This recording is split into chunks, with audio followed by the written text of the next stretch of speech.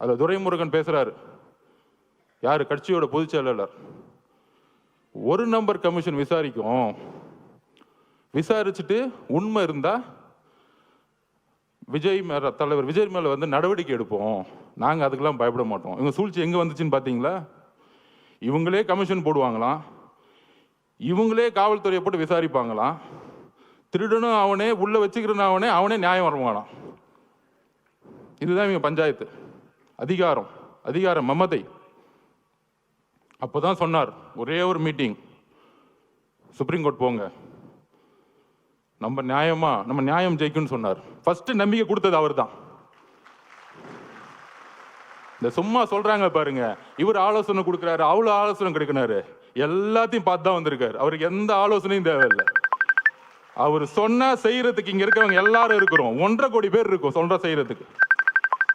எங்களுக்கு அவரை பத்தி உங்களுக்கு தெரியாது, அதிகமா பேச மாட்டார். தலைவர் விஜய் அவர்கள் தான் செயல். நீ பேசி பேசி அழிஞ்சுக்கிட்டு இருக்க, அவர் செயல்ல வந்து ஜெயிச்சுட்டு போயிட்டே இருப்பார்.